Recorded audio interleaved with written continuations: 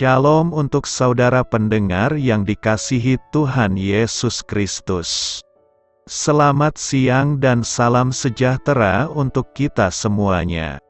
Selamat datang kembali di renungan siang dan doa siang pada hari ini. Semoga saudara yang terkasih dalam keadaan sehat selalu. Kiranya damai dan sukacita Roh Kudus melimpah di dalam hati dan pikiran saudara saat ini. Sebelum kita mulai renungan pada siang hari ini, marilah kita bersama-sama berdoa. Bapa di kerajaan sorga, terima kasih atas penyertaan yang Engkau berikan kepada saya atas siang hari yang indah ini. Terima kasih telah memberi saya kesempatan untuk selalu dapat bersyukur atas segala pekerjaan yang aku kerjakan. Maka dari itu, saya mohon sertailah selalu diri ini sepanjang hari ini. Terima kasih atas berkat Tuhan hingga saat ini aku masih bisa merasakan kebaikan Tuhan dan buatlah agar bibirku selalu mengucap syukur kepadamu. Tuhan Yesus Kristus, terima kasih pada saat ini saya masih bisa bekerja. Tuhan, saat ini saya akan memulai pekerjaan saya. Berkatilah pekerjaan ini dan sertailah sepanjang saya selama bekerja pada hari ini, agar menjadi berkat bagiku, bagi keluargaku dan juga tempat saya bekerja. Berkati seluruhnya di siang hari ini agar berjalan dengan baik dan menjadi berkat untuk kami jalani bersama dengan anak Tuhan yang lainnya. Dalam nama Tuhan Yesus, aku berdoa. Amin. Sahabat pendengar sekalian, bacaan renungan dan ayat emas Alkitab renungan kita siang hari ini dimulai. Nats bacaan kita siang hari ini adalah, aku memandangnya, aku memerhatikannya, aku melihatnya dan menarik suatu pelajaran. Tertulis di dalam kitab Amsal 24 ayat 32, judul renungan kita hari ini adalah Perawatan Hati. Bacaan kita pada siang ini terambil dari kitab Amsal 24 ayat 30 sampai dengan ayat 34. Aku melalui ladang seorang pemalas dan kebun anggur orang yang tidak berakal budi. Lihatlah, semua itu ditumbuhi onak, tanahnya tertutup dengan jeruju, dan temboknya sudah roboh. Aku memandangnya, aku memperhatikannya, aku melihatnya dan menarik suatu pelajaran. Tidur sebentar lagi, mengantuk sebentar lagi, melipat tangan sebentar lagi untuk tinggal berbaring, maka datanglah kemiskinan seperti seorang penyerbu, dan kekurangan seperti orang yang bersenjata. Ayat renungan kita ini terambil dari kitab Amsal 24 ayat 30 sampai dengan ayat 34. Kata bijak Alkitab hari ini adalah, taman hati kita perlu disiangi dan dirawat secara teratur. Mari kita mulai renungan siang kita. Baiklah, mari kita mulai segmen kisah inspiratif. Ayah mertua saya telah mengubah puncak bukit yang berbatu dan tandus di Texas menjadi sebuah rumah yang indah dengan padang rumput hijau yang teduh. Setelah memindahkan ribuan batu, ia menambahkan humus, menanami pohon dan rumput, serta menyiraminya dengan rajin. Sejak ia meninggal, lahan itu menjadi kurang terawat. Sekarang saat saya berkunjung dan bekerja di sekitar rumah itu untuk memerangi tanaman berduri dan semak belukar, saya pun merenungkan kondisi hati saya. Apakah kondisi saya seperti pekarangan yang terabaikan itu, atau seperti ladang dan kebun anggur yang digambarkan dalam Amsal 24 ditumbuhi onak, tertutup dengan jeruju, temboknya sudah roboh, pemiliknya malas dan tidak berakal budi, mungkin telah menunda-nunda pekerjaan yang dapat dikerjakan hari ini untuk bersenang-senang lebih lama. Selain nasihat yang praktis tentang kerajinan dalam bekerja, saya menemukan sebuah cara untuk merawat jiwa saya. Duri keegoisan bertumbuh secara alami di dalam diri saya, sementara buah yang menyenangkan Allah perlu dipelihara secara teratur dan disirami melalui doa, pengakuan dosa, dan ketaatan kepada Tuhan. Tanpa semua itu, tanah hati saya akan terimpit oleh duri kesia-sian dan kerakusan. Jagalah hatimu dengan segala kewaspadaan, tulis Salomo, karena dari situlah terpancar kehidupan. Hal itu membutuhkan perawatan yang teratur. Satu dosa kecil, apakah akan membinasakan? Biarkan saja dosa itu, maka ia akan berganda. Lalu perbuatan dosa terasa biasa. Karenanya, jaga pikiranmu, jangan dikuasai olehnya. Tawar hati pada masa kesesakan. Amsal 24 ayat 10 berkata, jika engkau tawar hati pada masa kesesakan, kecillah kekuatanmu. Hidup yang penuh kesesakan hendaknya dihadapi dengan tenang dan menghindari diri dari kesesakan agar tidak tawar hati, sebab tawar hati pada masa kesesakan akan membuat kekuatan kita menjadi kecil. Hidup yang kita jalani adalah hidup yang dinamis. Kadang kita merasa hidup begitu indah, namun kadang juga merasa hidup ini suram. Suramnya hidup biasanya kita alami jika kita berhadapan dengan kesusahan hidup, kesulitan, atau pergumulan hidup lainnya. Pada saat seperti itulah seringkali godaan datang berupa pikiran-pikiran yang membuat kita menjadi tawar hati, dan iblis tentu senang dengan keadaan ini. Ia akan memanfaatkannya untuk membujuk kita menjadi pribadi yang lemah. Tawar hati diartikan sebagai suasana hati yang tidak gembira, tidak bernafsu, tidak bersemangat, atau tidak menaruh perhatian. Tawar hati membuat kita menjadi lemah, tidak memiliki daya. Oleh karena itu, penting bagi kita untuk menjaga agar tidak menjadi tawar hati, terlebih saat kita berada dalam situasi sulit hidup ini. Tawar hati adalah merupakan suatu kondisi emosional negatif atau energi negatif yang akan merusak hidup dan kesehatan seseorang. Tawar hati merupakan akumulatif dari beragam energi negatif seperti patah semangat, pesimis, tidak mempunyai pengharapan, tidak berdaya, putus asa dan perasaan negatif lainnya. Tawar hati dipicu oleh persoalan yang berkaitan dengan kesehatan, masalah finansial, persoalan dalam keluarga, problematika dalam dunia kerja, persoalan sosial yang tidak sehat dan sebagainya.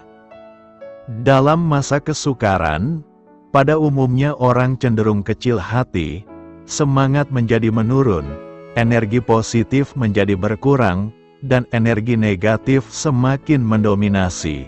Roh kita menjadi lemah, dan diikuti oleh serangan fisik atau reaksi fisik seperti kaki kehilangan kekuatan, kehilangan daya, kekurangan semangat, kehilangan damai sejahtera, dan kehilangan semangat hidup. Amsal 24 ayat 10 ini mengajarkan kepada kita bahwa akan ada saatnya kita mengalami kesesakan akibat masalah-masalah kehidupan. Kita dapat merasakan kesesakan ketika muncul sakit penyakit, bisnis yang tidak berjalan lancar, atau ketika kemalangan terjadi. Ya, kita tidak dapat memilih apa yang akan terjadi dengan kehidupan ini. Namun, kita selalu dapat memilih respons atau sikap kita terhadap segala situasi kehidupan. Kita dapat menghadapi kesesakan hidup dengan pilihan sikap yang terbaik. Menjadi tawar hati atau kehilangan semangat dalam kesesakan memperkecil kekuatan kita. Sebaliknya, Menghadapi kesesakan dengan semangat juang yang tinggi akan menghasilkan sesuatu yang baik. Pilihan sikap kita di masa kesesakan akan menentukan masa depan. Hadapi kesesakan dengan semangat juang agar kita muncul sebagai pemenang. Pertanyaan penting yang patut diajukan ialah bagaimana kita mengatasi tawar hati dalam hidup kita? Berdasarkan firman Tuhan, maka ada beberapa cara yang bisa kita lakukan untuk mengatasi rasa tawar hati, yaitu: pertama, menerima kenyataan dari hidup ini. Hidup yang kita jalani adalah hidup yang real atau nyata. Karena hidup kita real atau nyata, maka ada masa di mana kita mengalami keadaan yang baik, tetapi juga ada saat di mana kita mengalami keadaan yang buruk. Artinya bahwa dalam realita kehidupan kita sesungguhnya ada beragam musim dan kita tidak bisa menghindarinya. Ada banyak orang yang tidak siap menerima kenyataan yang terjadi dalam hidupnya.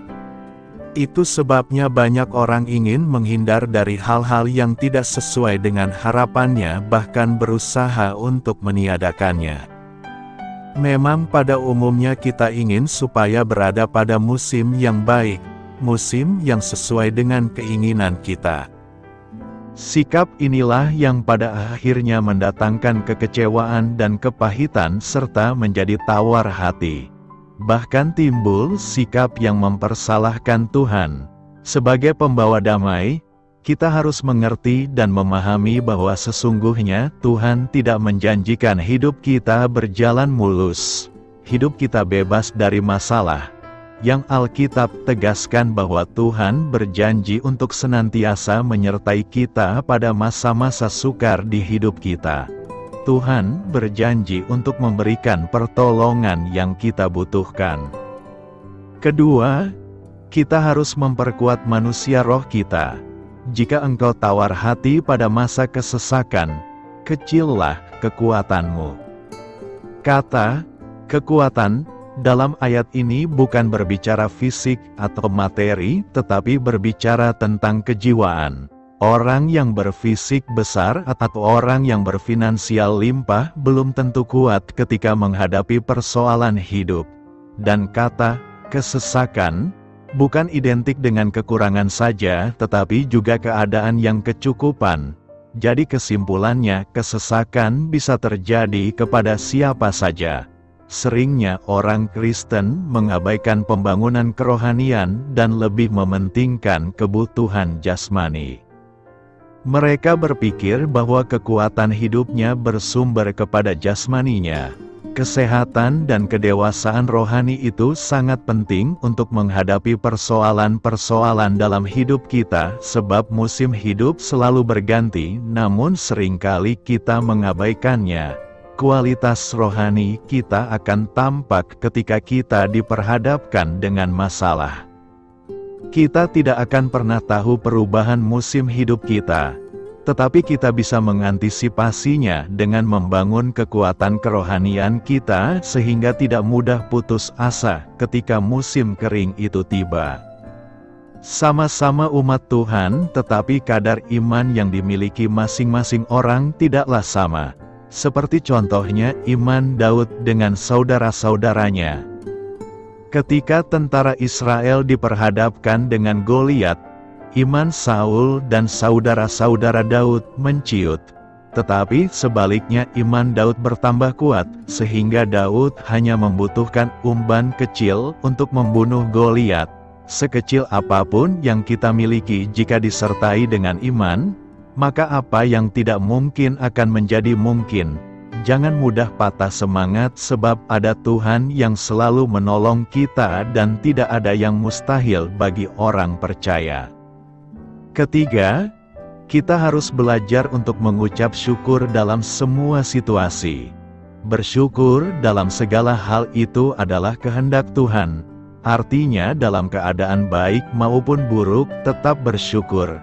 Bersyukur, artinya kita mempercayai apa yang sedang terjadi dalam hidup kita semua atas seizin Tuhan dan tidak ada sedikit pun keraguan.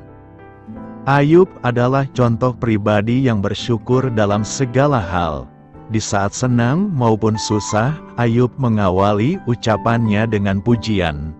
Bersyukur menjadi kunci kekuatan kita, sebab dengan bersyukur membuktikan bahwa kita percaya kepada Tuhan, dan disitulah Roh Kudus memberi kekuatan kepada kita untuk tetap tegak berdiri.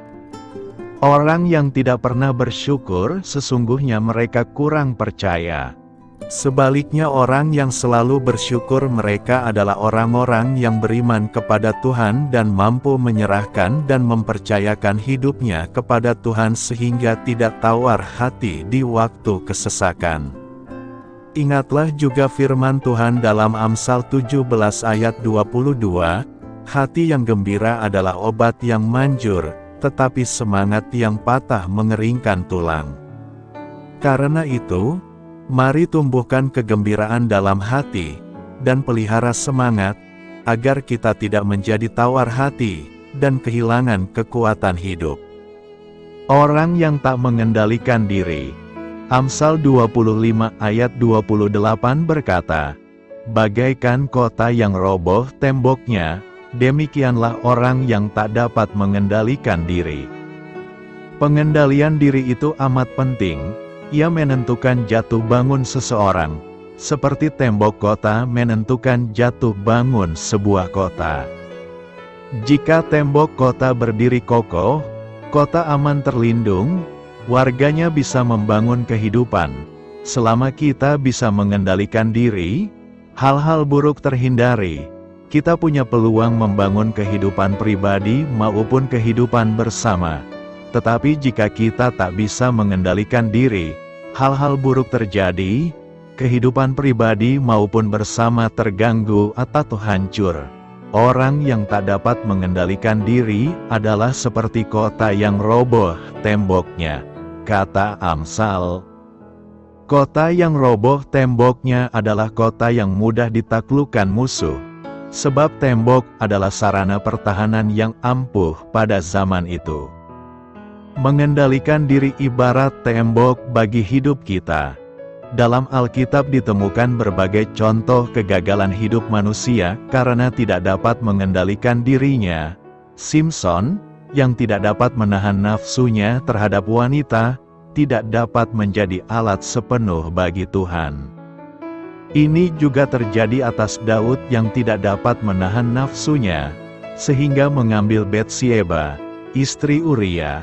Contoh yang lain adalah Achan, yang tidak tahan melihat kekayaan perak, jubah dan sebatang emas, sehingga ia mencurinya, dan akibatnya ia membinasakan dirinya sendiri dan keluarganya.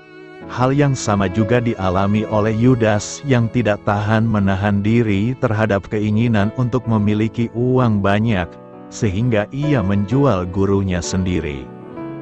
Masih banyak contoh dalam Alkitab yang menunjukkan bahwa ketidakmampuan mengontrol diri atau menahan nafsu sangat berbahaya.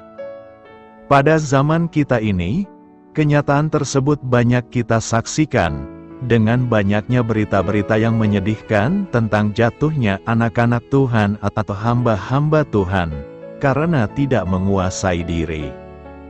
Namun entah mengapa, pengendalian diri sering dimaknai sebatas tindakan menjauhkan diri dari hal negatif, dari bersikap tak benar, dari berperilaku tak bertanggung jawab, menjaga diri agar tak mudah marah, tak bersikap gegabah, tidak bertindak impulsif, dan sebagainya.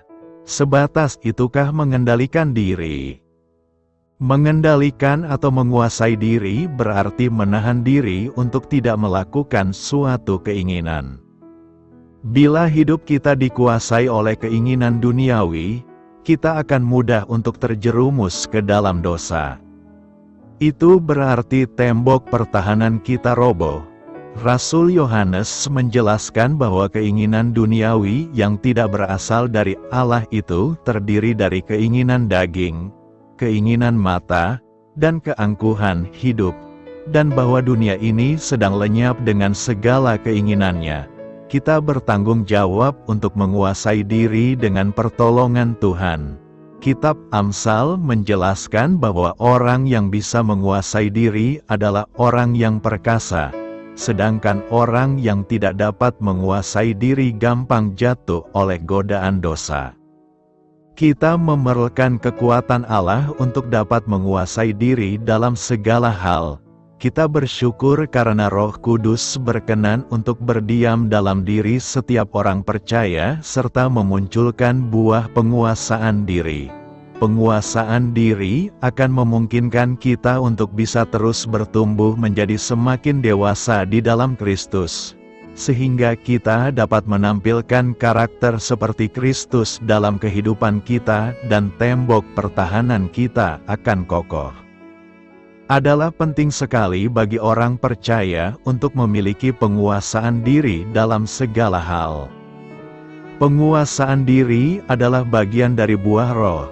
Orang yang memiliki penguasaan diri akan mampu menjaga dirinya terhadap segala pengaruh dan menjauhkan diri dari segala jenis kejahatan.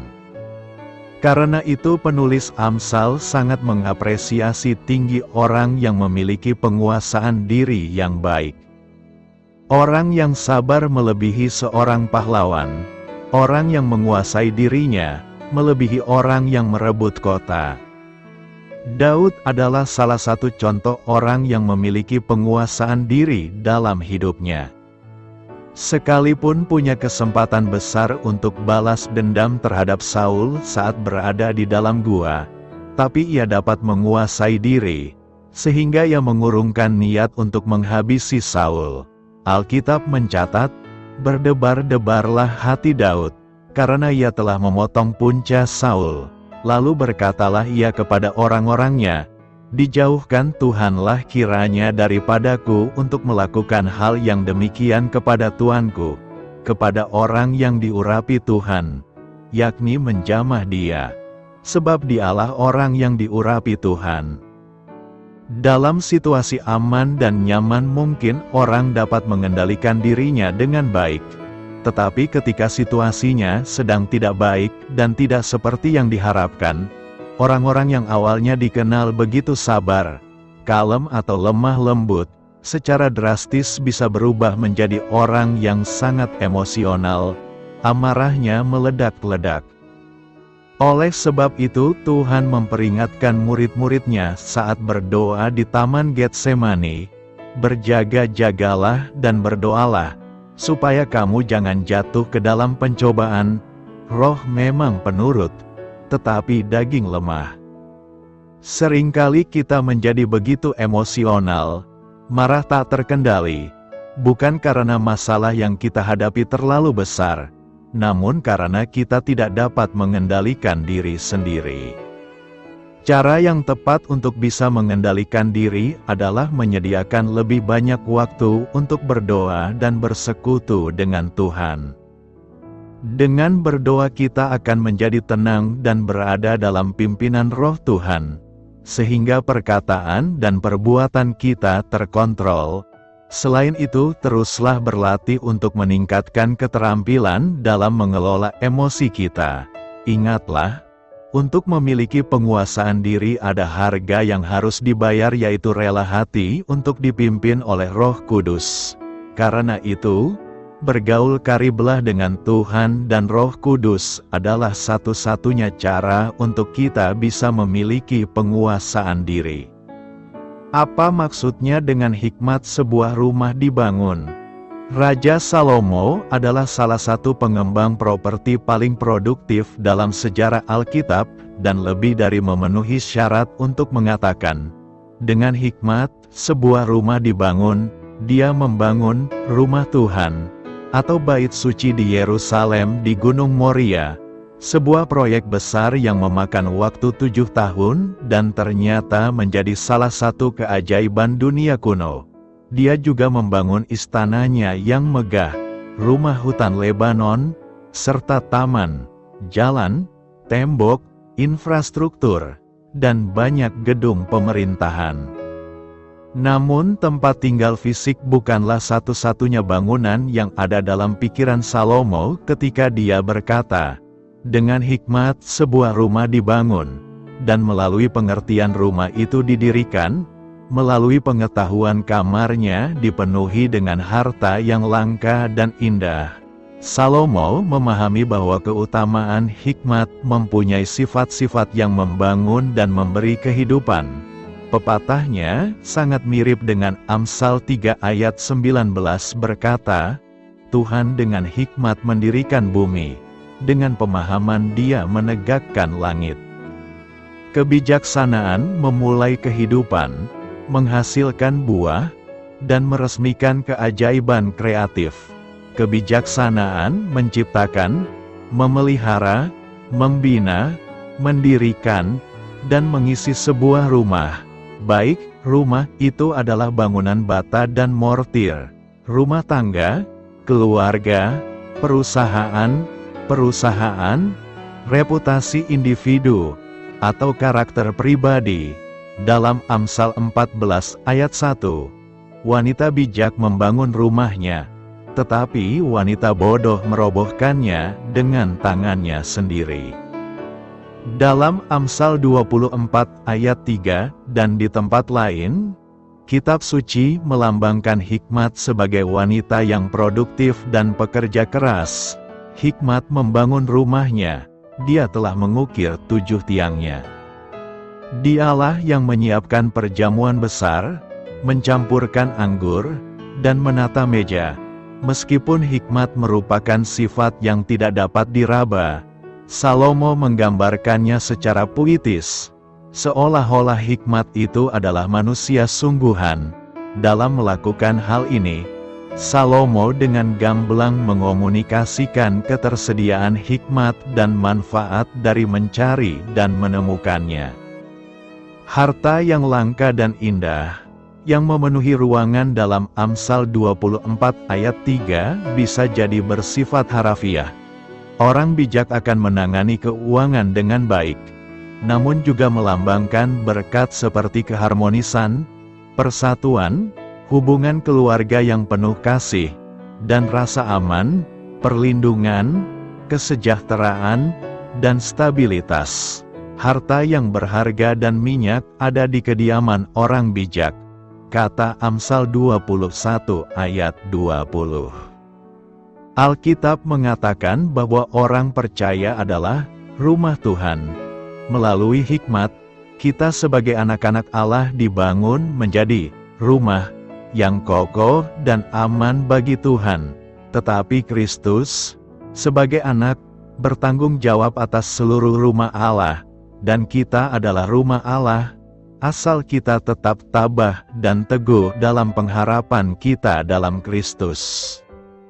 Rasul Paulus mengajarkan bahwa kita adalah anggota rumah tangga Allah, yang dibangun di atas dasar para rasul dan para nabi, dengan Kristus Yesus sebagai batu penjuru, yang di dalamnya seluruh bangunan, jika disatukan, bertumbuh menjadi bait suci di dalam Tuhan. Di dalam Dia kamu juga dibangun bersama menjadi tempat kediaman Allah oleh Roh, sebagai masing-masing anggota tubuh Kristus. Kita dibangun bersama menjadi satu bait suci di dalam Tuhan. Batu terpenting dalam setiap bangunan adalah batu penjuru. Oleh karena itu, Yesus Kristus disebut sebagai batu penjuru gereja. Dialah fondasi yang kokoh dan tak tergoyahkan di mana seluruh bangunan didirikan, ditopang, dan dibangun. Dia menetapkan pola untuk keseluruhan struktur. Kristus adalah kekuatan Allah dan hikmat Allah yang menjadi dasar kita dibangun. Petrus mendorong orang-orang percaya untuk datang kepada Allah melalui Yesus Kristus, sehingga mereka dapat dibangun menjadi rumah rohani bagi Allah. Ketika kamu datang kepadanya, batu hidup itu yang ditolak oleh manusia, tetapi dipilih oleh Allah dan berharga baginya. Kamu juga, seperti hidup batu, sedang dibangun menjadi rumah rohani untuk menjadi imamat kudus, mempersembahkan kurban rohani yang dapat diterima oleh Allah melalui Yesus Kristus. Tetapi kamu adalah umat pilihan, imamat yang rajani, bangsa yang kudus, milik Allah yang istimewa, supaya kamu dapat memuji Dia yang telah memanggil kamu keluar dari kegelapan menuju terang-Nya yang ajaib. Pekerjaan Tuhan akan bertahan lama. Tanpa Dia, kita memutar roda kita. Jika Tuhan tidak membangun rumah, sia-sialah jerih payah para pembangun. Kita harus bergantung pada hikmat Tuhan. Namun bagaimana kita mendapatkannya? Kita pertama kali menerima hikmat Allah ketika kita dipenuhi dengan Roh Kudus-Nya pada saat kita menerima keselamatan. Setelah itu, Yakobus memberitahu kita bahwa hikmat diperoleh dengan memintanya kepada Tuhan. Kita memperoleh hikmat dengan mencarinya, mengejarnya, dan menghargainya. Demikian pula, kita memperoleh hikmat dengan meluangkan waktu membaca firman Tuhan. Hikmat Tuhan tidak dapat gagal. Rumah Tuhan dibangun oleh hikmat Tuhan dan kuasa Tuhan, dan Yesus adalah batu penjuru. Kita dapat percaya bahwa Ia tidak akan pernah runtuh atau roboh. Apa maksudnya orang benar jatuh 7 kali? Pepatah lama mengatakan, Anda tidak bisa mengecewakan orang baik. Pada dasarnya, inilah arti dari Amsal 24 ayat 16 berkata, sebab 7 kali orang benar jatuh, namun ia bangkit kembali. Orang yang percaya kepada Tuhan dan bergantung kepada Tuhan sepanjang hidupnya mungkin akan tersandung dan jatuh berulang kali. Namun ia tidak akan tinggal diam. Dia akan mengatasi rintangan dan tantangan dengan anugerah dan kekuatan Tuhan, membersihkan dirinya dari debu dan bangkit kembali. Sebaliknya, satu bencana saja sudah cukup untuk menumbangkan orang fasik. Orang fasik tidak mempunyai kekuatan untuk mengatasi kesulitan. Sekali mereka terjatuh, mereka tidak dapat bangkit kembali. Dalam Amsal, sang guru seringkali membandingkan 2 jalan hidup yang berbeda. Yang satu di jalan yang benar, dan yang lainnya di jalan yang jahat. Kedua jalur ini menuju ke tujuan yang sangat berbeda. Jalan kebenaran selalu membawa kepada kebaikan. Sedangkan jalan kejahatan berakhir pada kehancuran dan kehancuran. Firman Tuhan menjanjikan berkat dan pahala yang berlimpah bagi mereka yang berkomitmen melakukan apa yang benar, namun memperingatkan terhadap konsekuensi buruk dari kejahatan.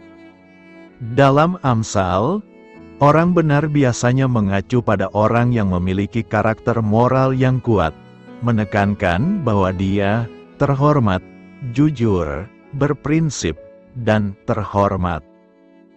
Dalam bahasa Ibrani, kata yang diterjemahkan sebagai jatuh dapat berarti jatuh secara harfiah, seperti tidak lagi tegak, atau secara kiasan mengalami bencana, tragedi, atau kehancuran.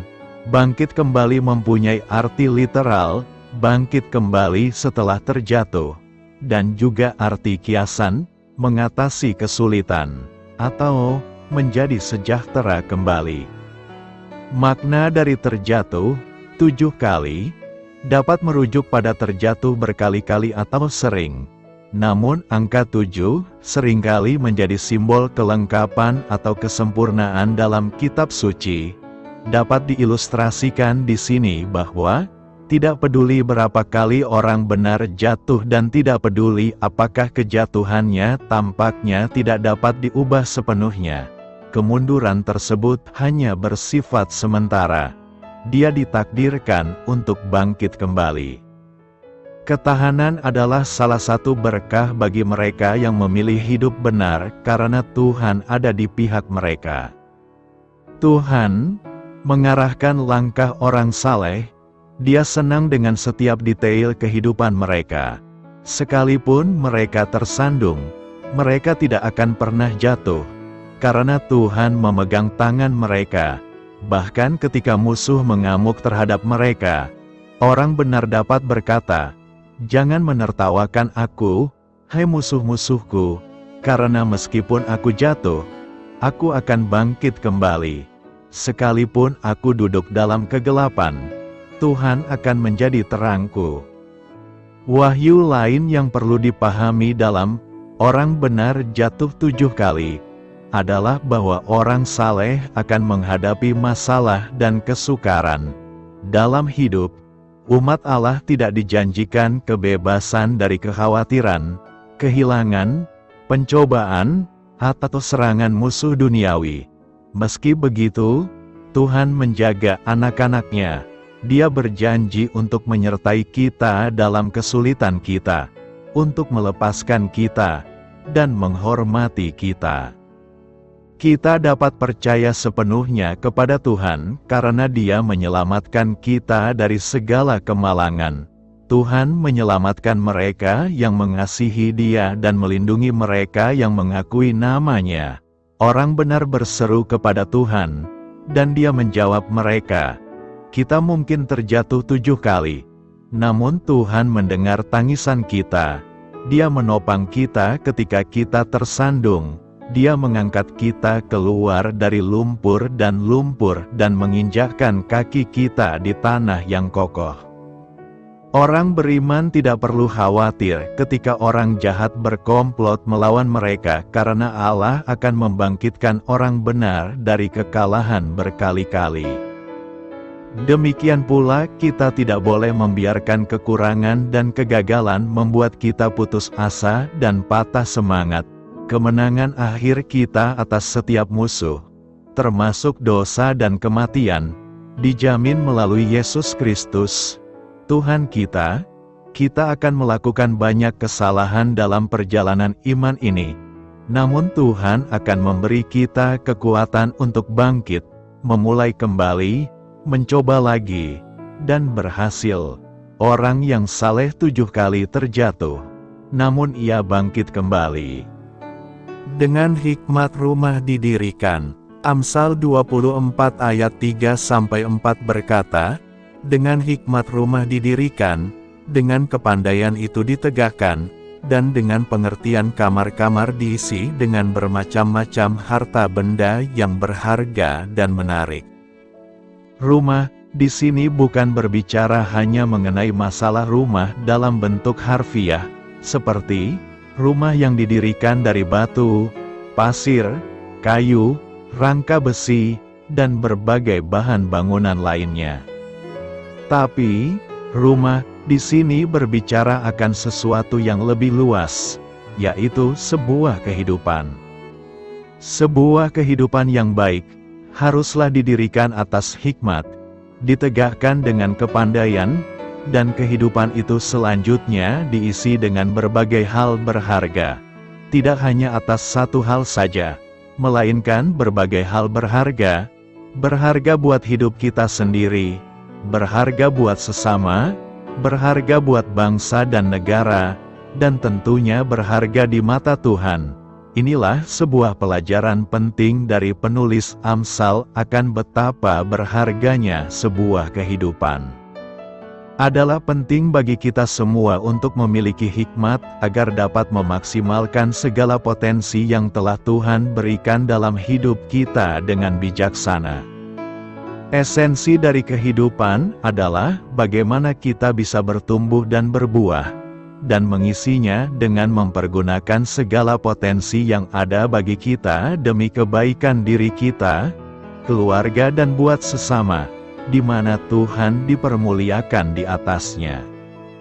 Seperti layaknya membangun rumah, kita pun harus membangun kehidupan kita dengan pondasi yang kuat, dan mengisinya dengan berbagai hal yang berguna. Jangan hanya berhenti pada satu bentuk saja, tapi penuhilah hidup dengan banyak warna, sehingga catatan kehidupan kita akan semarak dengan penuh warna.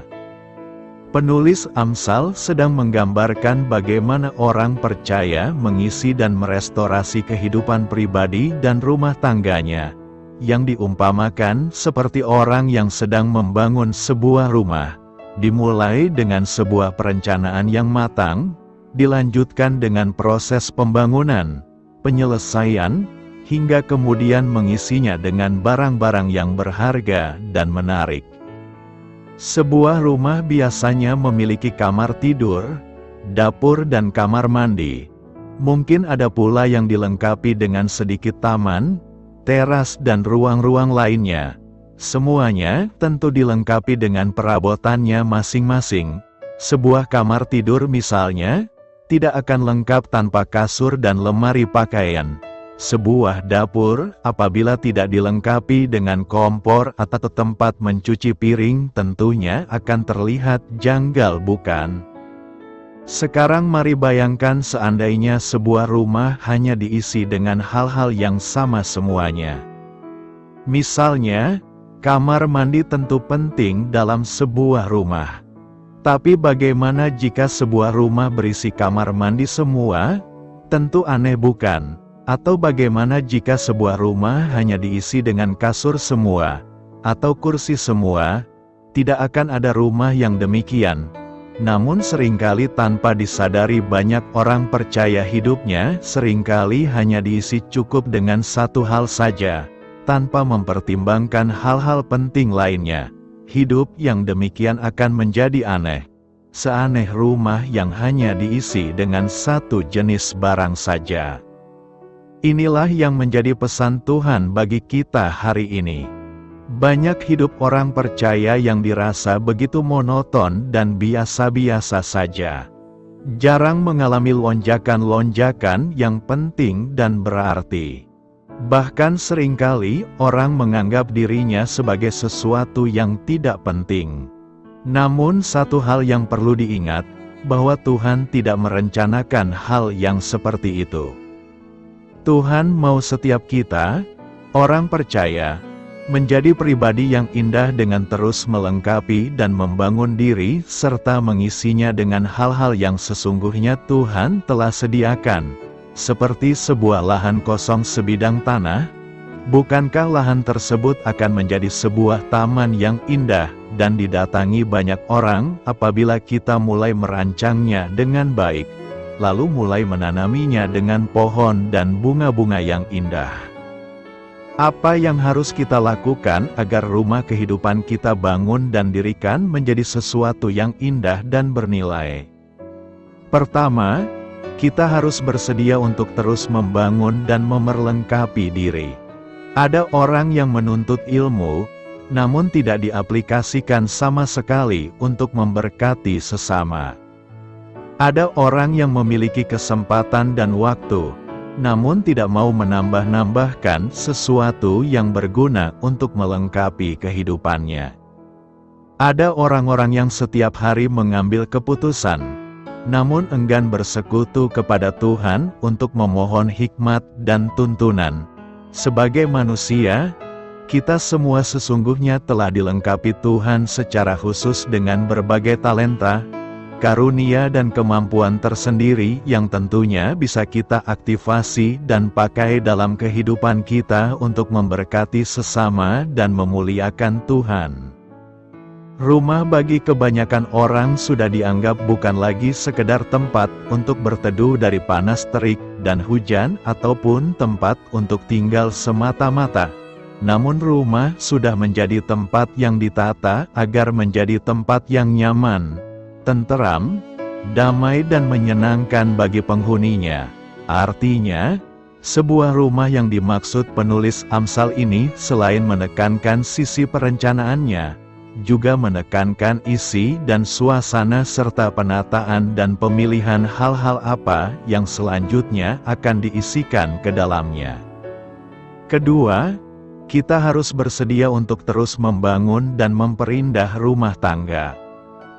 Jangan menyalahartikan kalimat pada nas hari ini bahwa kita harus membelikan banyak-banyak hadiah dan mengisi rumah dengan barang-barang mahal demi menyenangkan anggota keluarga. Namun yang dimaksud adalah mulai percantik keluarga Anda dengan memberikan cinta kasih sebagaimana yang Tuhan telah berikan. Cinta itu bukanlah sekedar perasaan, tetapi keputusan. Putuskan untuk mencintai pasangan kita tanpa syarat.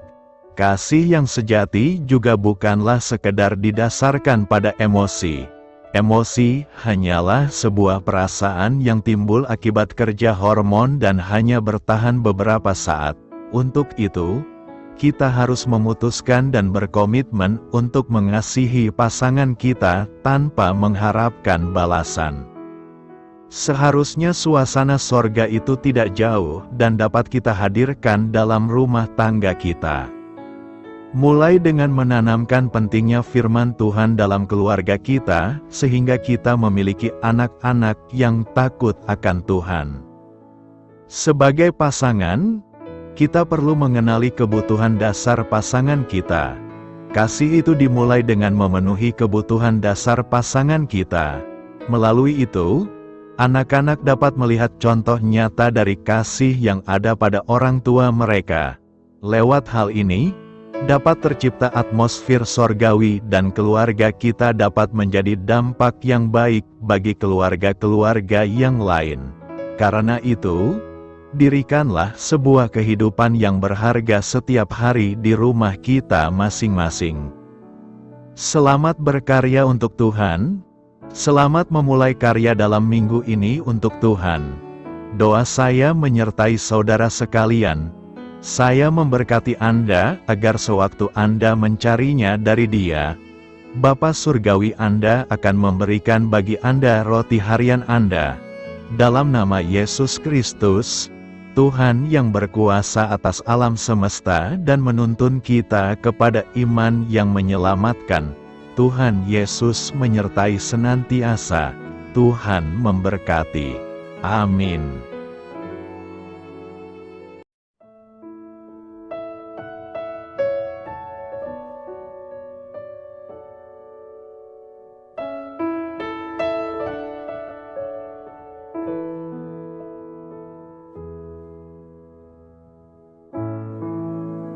Demikianlah renungan firman Tuhan pada siang hari ini. Semoga menjadi kekuatan di dalam hidup kita dan menjadikan kita pribadi yang lebih sukses.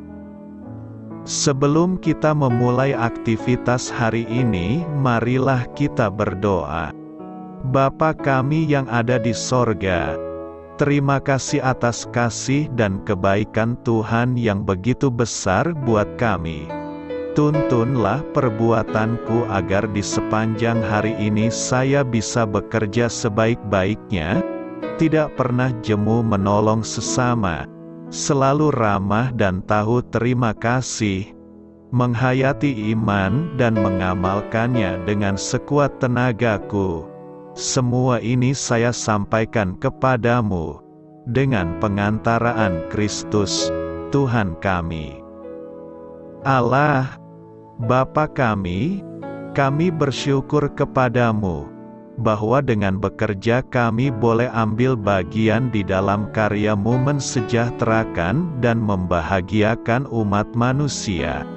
Kami mohon bimbingan-Mu dalam melaksanakan pekerjaan kami hari ini.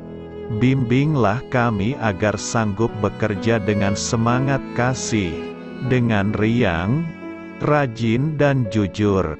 Terima kasih, Tuhan. Amin. Dalam nama Tuhan Yesus Kristus Tuhan dan Juru Selamat kami, Bapa kami yang baik, kami mengucap syukur dan berdoa. Amin. Biarlah firman Tuhan menjadi pengingat untuk kita semua, bahwa tuntunan dari Roh Kudus akan selalu memberi jalan keluar bagi setiap permasalahan hidup kita, dan memberi kedamaian di hati kita. Amin. Sampai jumpa di renungan siang saudara rohani berikutnya. Shalom.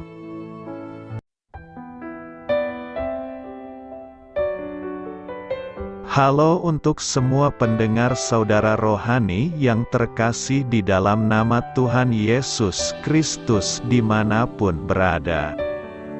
Mari dukung kami, tim redaksi Renungan Harian Saudara Rohani, dengan cara memberikan bantuan, kritik dan masukan. Saudara dapat memberikan masukan melalui kolom komentar di bawah atau mengirim kepada kami langsung melalui email yang tertera di layar Anda. saudararohani@gmail.com. Jika saudara terberkati melalui renungan ini, saudara dapat mendoakan kami dan memberikan bantuan lainnya dengan mengirim email kepada kami. Saya berdoa agar saudara sekalian bahagia dan sehat selalu. Amin.